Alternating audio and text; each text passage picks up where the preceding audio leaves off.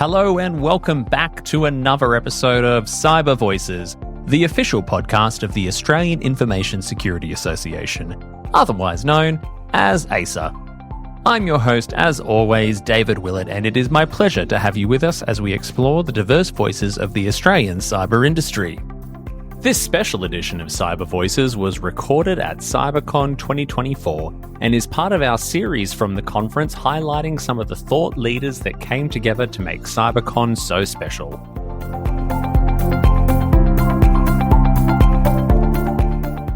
Well, welcome back to Cyber Voices, recorded live here in the Talus CyberCon studio at CyberCon 2024. I'm joined again by Rhys Corbett-Wilkins. Hello, David. Hello again. Hello. And we've got a little bit of a well-known individual in the cyber industry joining us, Joe Sullivan. Joe, how are you? Doing great. Thanks for having me on.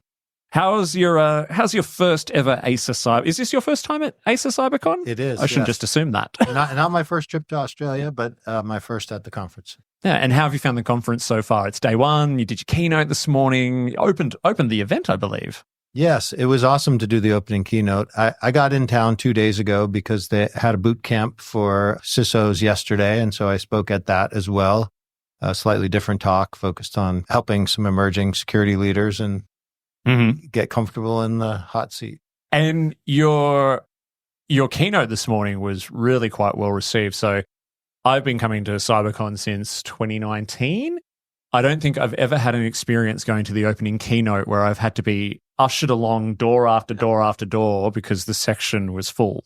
A lot of people know your story and your background. Yep. How important it is for you to get out to these events now to tell your story and to share what you've learned? Yeah, I do think it's important because the security community was there for me when I needed support. And the one thing I don't want is for my story to scare people away from doing the type of jobs that I've run towards in my career. I think that cybersecurity is a really important, it's a noble profession, like I said on the stage today. And most of the people who came into this profession didn't come because it was the highest paying profession or the most glory. We do this because it feels good, because it's interesting, because it's challenging, and because it's rewarding. And look, a lot of people know you for, your time at Uber and Facebook and PayPal and everything else and with the DOJ. But something that Rhys and I were talking before you came in that I don't think we really know a lot about ourselves is what you're doing right now, which is, I believe, a non-for-profit organization called Ukraine Friends. Is that correct? That's correct. Can you tell us a bit more about that? Yeah. So after I lost my trial in 2022, I was kind of just moping, you're down. And sometimes in life, when you're in those situations where you feel like you don't control your own destiny and other people do, it's very uncomfortable and hard place to be. And I wasn't used to being in that kind of place. And I just wanted to get off my butt and get up and do something. And so I started volunteering, looking for places to volunteer. And it was interesting. I reached out to a lot of nonprofits that I'd worked with in the past that had always wanted my help when I was, at the top of big organizations. And over and over, they said no, because they didn't want to be associated with me, that their sponsors wouldn't want to be associated with me. The people who gave them money might not give them money. And so until I got to this one organization, Ukraine Friends, and they were the opposite. They said, instead of just volunteering a couple hours a week, why don't you be our CEO? And my response was, I don't think I want to be a CEO of a nonprofit. Not quite what you put on the application. Yeah, A, I'm not qualified, and B, that seems like a big commitment. And my friend who'd introduced me said, why don't you just kind of spend some time with the founders? And they were all people who had family either in Ukraine or had immigrated to the United States from Ukraine. And so they all had real connections. And when the full-scale invasion started, it just within 24 hours, they started this nonprofit and they just started doing stuff. They were very entrepreneurial, energetic. They didn't care where you came from as long as you could help. And they were very scrappy, and just the way they were doing it resonated with me. So I said, I'll give it a try. I also had to say, I don't know if I can do it for more than 5 months because I'm going to be sentenced in May in my case. And and the Department of Justice is asking for me to go to prison for a few years. And so I said, I'll do it up till then for sure. And I signed on a year contract subject to me being able to do it. And that year has come and went. And it's been a really great experience for me, because I'll tell you, when you go through hard things, turning around and going and helping someone who's in a worse place than you just changes your whole perspective on what you're going through. Yeah. Tell us a bit more about what you actually do over in Ukraine. I'm just sure people want to understand exactly what it is that you're providing support. Yeah, it's funny. When I started, the nonprofit was doing a bunch of different things, primarily focused on medical equipment. And, and they were also doing some things around drones, and because everybody who goes to Ukraine likes to do drone things, and especially if you're a cyber person, it's very interesting what's happening in the drone space. But they were doing a lot of medical equipment, and including even ambulances. So like one of the first things I did was help ship 22 ambulances to Ukraine from the United States. And I guess after a few months of doing the medical equipment stuff, we'd already gotten about a year into the war, and governments were starting to step up on the medical side. But one of the things I noticed on my first trips there was that kids were kind of being left behind. There wasn't the real support for kids that I wanted to see. Half the kids in Ukraine are in remote school. Yeah. Our kids went to remote school during the pandemic. Well, about the time the pandemic ended and our kids got to go back to regular school, their war started. And so their kids went from pandemic remote school to war remote school. And half the kids in the country are in remote school, and half of those kids don't have their own computer. And I just started thinking about that. I had talked to some people from the education ministry of Ukraine on the phone and on chat before my first trip. And a friend of mine, who was the CSO, head of security at Robinhood, the fintech company.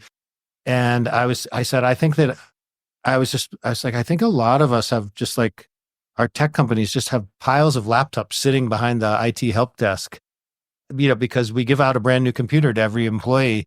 And you remember 2023, early 2023 was when everybody in tech was laying off all their employees in Silicon Valley. So I'm like, what are they doing with all those laptops? And he said, oh yeah, here's 20. And I brought 20 laptops on my first trip to Ukraine. Wow. And I ended up giving out half of them at a Jewish community center and half at a Catholic orphanage.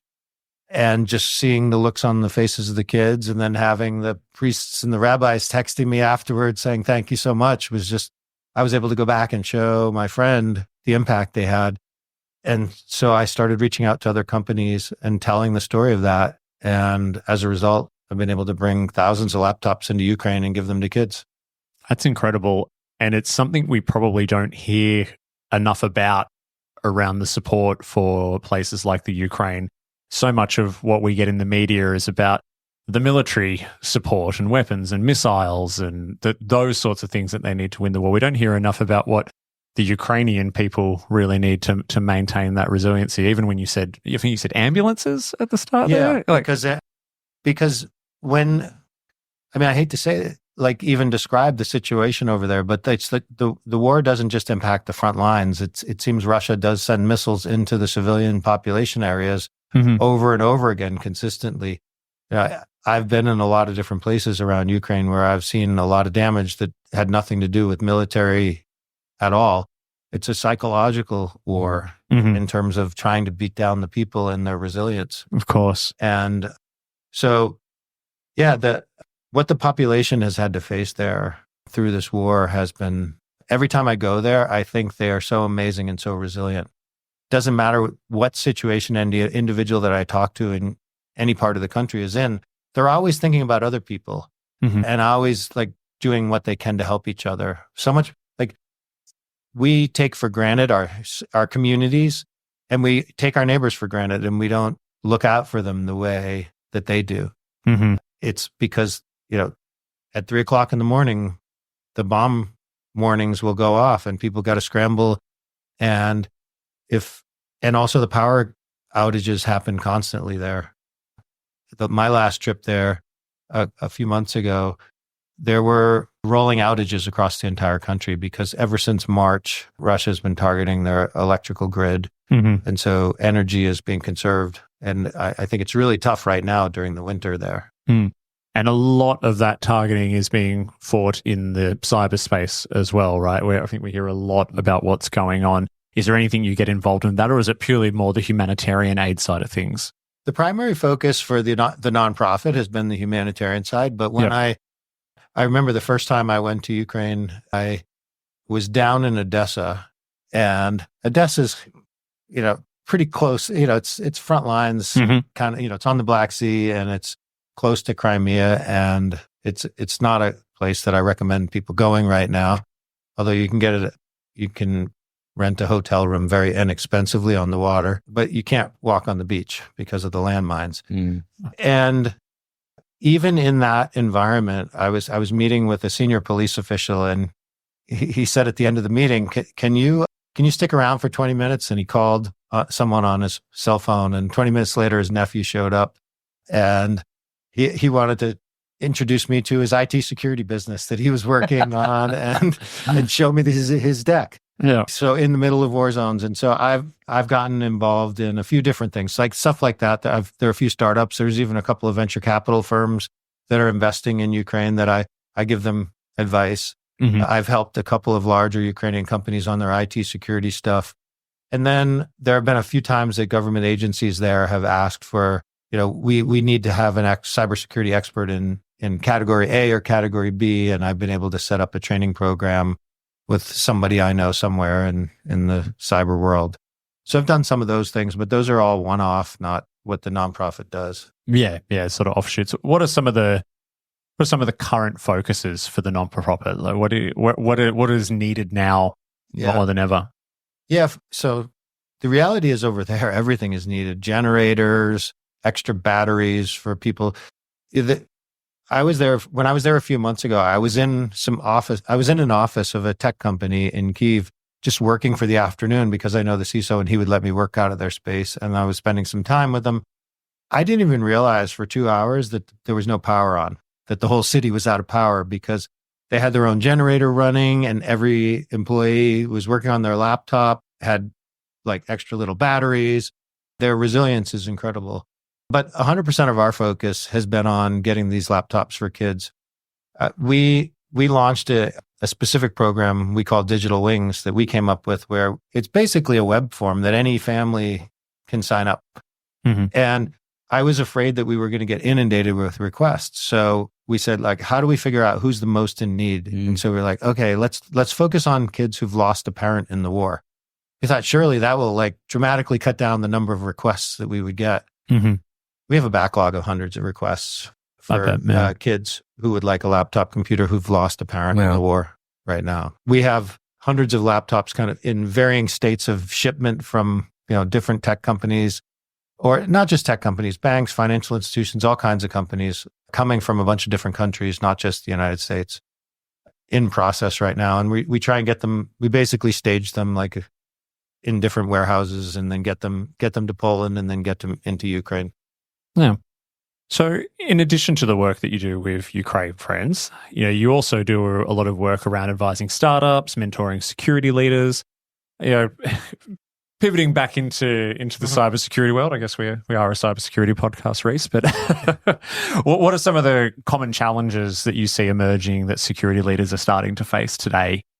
Yeah, I think the challenges are good ones. The number one thing that I'm seeing in the larger companies is CEOs who want to know more about the security program, but are having communication issues with their security team. A lot of the big company consulting projects that I do are basically, I feel like I'm a translator. The CEO just wants to know, is my security team doing a good job? They keep asking for money, and I don't really know what they're doing, and they talk in this language I don't really understand. Should I keep giving them money? Are they prioritizing the right things? That's category number one. Category number two is, like you said, the startups, the small companies. Those companies their CEOs are realizing much earlier on than I think in the past, we need to invest in cybersecurity, because these CEOs are being told, you're our supply chain and we're not going to do business with you unless you can show you're committed to security. So I'm seeing at the small company and the large company side, more CEOs caring more about security than ever before. One thing you've been very vocal about, obviously in connection with your story at Uber, is the need for the legal teams and the IT security teams to work really well together. Share a bit about that. We've been talking a lot today with different people about the lack of interconnected tissue between teams and organizations. What's your lessons from your experience, or what do you want people to take away from that? It's funny. So on the one hand, I've had the unusual perspective. I've managed legal teams and I've managed security teams. Why? Yeah. I'll say out of the gate, it's much more fun to manage engineers than lawyers. No offense taken to the lawyers in the room, right? Looking at you, not me. Most lawyers will tell you that nobody could have done a better job than me on litigating that case, and most engineers will tell you my code's terrible because there's something about the work we do in security and that engineers do that, like, you hit enter and sometimes it doesn't work. And so it's a very humbling world that we live in. And so there are big differences between the two professions. But there's one important thing to remember is that at the end of the day, both professions, legal and security, both functions are designed to identify risks for the organization's success and get in front of them. And so in many ways, the two teams that think the most alike are the legal team and the security team. And I think in many ways, they're also the least understood teams inside the company because they both choose to speak in their own unique languages that no one professes to understand. Yeah. And hey, you and I can understand each other. I'm a CISO, you're a lawyer. That's it. What's going on? But sometimes it requires a bit of effort to translate the terminology that you use in your daily life in your profession. Sometimes we like our secret languages because it makes us feel special. It makes us feel valued and things like that. But at the same time, it also makes other people feel uncomfortable and sometimes tune out. And isolated. Yeah, absolutely. Yeah. I'm curious, you said that you managed both sides in your experience. Talk to us about some like the challenges. Did you have to kind of educate yourself through that language learning or how did you manage that yourself? Yeah, it's like, let's look at through the lens of like an up and coming security leader. At the CISO summit yesterday, I heard a woman say, when I was thinking about becoming the person who runs a security team, I thought I needed to go work in each of the disciplines in security first. Now, there are lots of lawyers who become the general counsel or chief legal officer of a company. They don't work in every legal function. You might have been a litigator, you might have done patent law, you might have done employment law. There are a million different types of information security, cyber law issues. Like in the same way that not every doctor, can operate on my heart, and the doctor who can operate on my heart can't tell me what's going on with my foot. And so, there are lots of different specialties, but you can still grow and be the leader over teams of people. And I learned that first on the legal side. When I was at PayPal, I took a turn over on the legal side and I ran our North America legal team. And so I went from being a prosecutor and then spending 4 years doing a bunch of safety and security things on the eBay side to all of a sudden running, a team that was focused on financial services compliance law and a team that was focused on litigation and a team focused on intellectual property. And I quickly realized that I can't become an expert on all of them. I have to rely on the experts on my team. And so when I moved over to running and becoming the CSO at Facebook, I had to get comfortable with the fact I'm going to have a team that understands application security in ways that I'll never understand application security. And I'm going to have a team that understands governance, risk, and compliance in ways I'm never going to understand it. But that's okay. That's why we have multiple levels of leadership and we develop people in each discipline. Looking ahead to the future a little bit, you spoke in your keynote this morning around some of the big things that we are potentially going to see in 2025. One of the things that you mentioned that really resonated was AI and how it's really the tip of the iceberg yet because we don't know what's going to be built on top of AI. Use the example of how things like Spotify and Uber and all that now exist because of smartphones. Where do you see things going in cybersecurity in 2025 and beyond? Yeah, that point was something that I was at an AI conference in Silicon Valley a few weeks ago. And it was at that conference when I just saw everybody kind of like circling around the OpenAI, Anthropic, Genesis Llama people and like wanting to like, on the one hand, wanting to yell at them and put all the burdens on them. And I was just thinking about how like, they're not actually like, they're just creating a platform. And what's going to happen next is what's going to be really interesting. And it's not them. Like when I talk to them, because I advise a couple of AI security companies, and like one of the things I was thinking through is, are they eventually just going to displace all the AI security companies? Because why wouldn't, like if you're going to build an AI model, why wouldn't you put all the wrapper on it to make it work in every, but they can't. Their security people said to me, Joe, if our scientists stop making more advanced models, then we'll have time to worry about and build all those things, the ancillary protections, the prompt injection risk, the content moderation features, et cetera. And it made me remember what it's like to be in one of those hyper growth, hyper scale companies. You're just going so fast and they're competing with each other on one thing, whose models can be the most effective. And they're not going to have bandwidth to think about anything other than building more effective models. And so it's going to be what other people do with the models that's going to be interesting. And from a risk and scariness standpoint, it wasn't the mobile providers that made us start giving our phone or a company the fact that like I start my day here and I go work here, and then I like to go here after work, and then I like to go there at night. Like it was Uber that now gets to know where everybody's point A and point B are. And of course, and they could tell, and Uber can tell you how many people came to this building today in a car and how many people are going to leave and what time they're going to leave. And so like that massive data collection that Uber is doing wasn't because of the telecoms, it was because of Uber. And when the smartphone came out, we didn't think about that risk, nor did we think about the opportunity and the magic of being able to press a button and have a car show up. Or like, like the Spotify example, being able to go for a run and have my music in my ears. And we get those benefits and we take the trade-offs of the risks that come with it. And those are the challenges that security people are going to have to be dealing with when it comes to AI. Joe, thank you so much for being so generous with your time and for everything you've contributed to the conference today. And thank you very much for lending us your voice. It's been great to chat. Thank you. Thanks, Joe.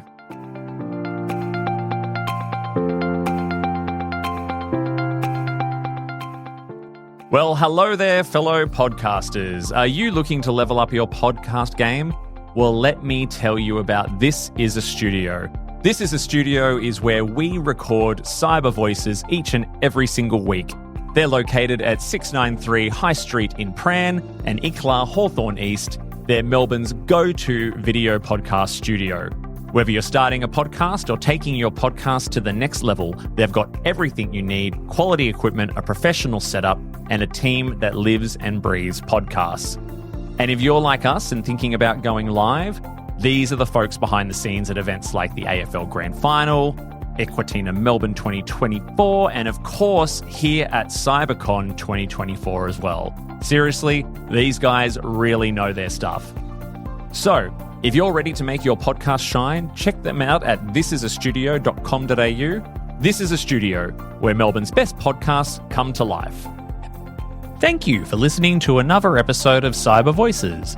Our music is by Sanar Garut, our show artwork is by Studio Quarantine, and we record our show at This Is a Studio in Pran, Melbourne, part of Popplant Productions. Please make sure you follow the show on your podcast platform of choice and leave us a 5-star review. This will help others find the show. Also, please follow the association on LinkedIn and Instagram. If you want to add your voice to our ever-growing chorus of diverse cyber voices, have questions, feedback, or would like to be a sponsor, you can do so by emailing us at cybervoices@aisa.org.au. That's cybervoices@aisa.org.au. Are you an AISA member? If not, you should consider joining our network of over 12,000 members across Australia. An AISA membership can open doors, build professional networks, create lifetime friendships, and offer exclusive training, events, and other perks. Become a member today by heading to our website at aisa.org.au. That is all for today. I hope you will join us again next time on Cyber Voices.